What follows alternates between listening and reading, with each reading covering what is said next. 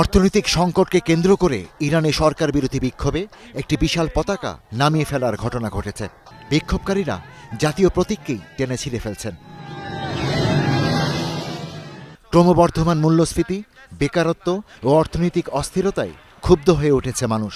টানা 11 দিন ধরে চলছে বিক্ষোভ। দীর্ঘদিনের অচল অবস্থা, দ্রব্যমূল্যের লাগামহীন ঊর্ধ্বগতি ও জীবনযাত্রার মানের অবনতির জেরে সরকারের বিরুদ্ধে প্রতিবাদ করছেন দেশটির জনতার একটি অংশ।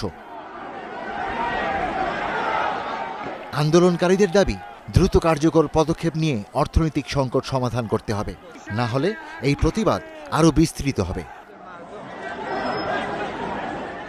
বিক্ষোভ এখন শুধু রাজধানী তেহরানই সীমাবদ্ধ নেই। দমনপীড়নের কারণে তা ছড়িয়ে পড়েছে বিভিন্ন শহরে। আন্দোলন থামাতে কঠোর অবস্থান নিয়েছে আইন শৃঙ্খলা বাহিনী। ব্যবহার করা হচ্ছে বল প্রয়োগও, যদিও সরকার নির্দেশ দিয়েছেন যে শান্তিপূর্ণ বিক্ষোভকারীদের বিরুদ্ধে কোনো নিরাপত্তা ব্যবস্থা নেওয়া যাবে না।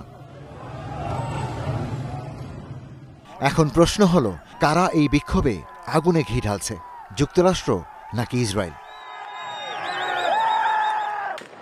এরই মধ্যে হুমকি দিয়েছেন মার্কিন প্রেসিডেন্ট ডোনাল্ড ট্রাম্পও। তিনি সতর্ক করে বলেছেন, ইরানে নিরীহ বিক্ষোভকারীদের উপর সরকার যদি দমনপীড়ন চালায় তবে যুক্তরাষ্ট্র কঠোর জবাব দেবে। আমরা বিষয়টি খুব কাছ থেকে নজরদারি করছি। যদি তারা অতীতের মতো মানুষ হত্যা শুরু করে, যুক্তরাষ্ট্রের তরফ থেকে তারা খুব কঠোরভাবে আঘাত পাবে। এদিকে বিক্ষোভে অংশ নেওয়া আন্দোলনকারীদের ইসরায়েল ও যুক্তরাষ্ট্রের মদদ দিচ্ছে বলে অভিযোগ করেছে ইরানের প্রধান বিচারপতি।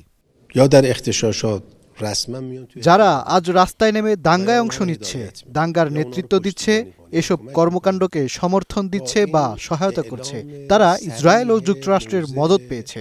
তাদের আর কোনো অজুহাত দেওয়ার সুযোগ নেই। কেউ যদি দাঙ্গা করতে রাস্তায় নামে বা এতে সমর্থন দেয়, তাহলে তা ক্ষমা করা হবে না। এরা বর্তমানে ইরানের শত্রুদের সঙ্গে একই পথে কাজ করছে। অন্যদিকে বিক্ষোভ জোরদারের আহ্বান জানিয়েছেন ইরানের ক্ষমতাচ্যুত শাহের নির্বাসিত পুত্র। দেশজুড়ে চলমান আন্দোলনে জনগণকে আরও ঐক্যবদ্ধভাবে রাস্তায় নামার অনুরোধ জানিয়েছেন তিনি। সশস্ত্র বাহিনীর সদস্যের উদ্দেশ্যেও তিনি আহ্বান জানিয়েছেন জনগণের পাশে দাঁড়াতে। যখন ইরানের সাহসী ও ঐক্যবদ্ধ জনগণ ইতিহাস গড়ে তুলছে ও লিখছে, তখন আমার প্রশ্ন হলো, আপনারা ইতিহাসের কোন পাশে দাঁড়াবেন? অপরাধীদের পাশে নাকি জনগণের পাশে?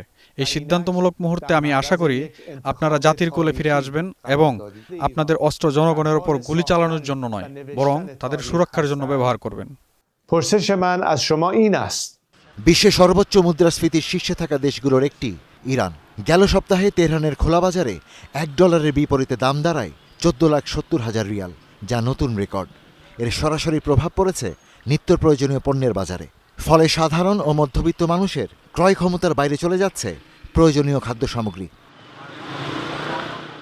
Ishtiaq Hossain, star news.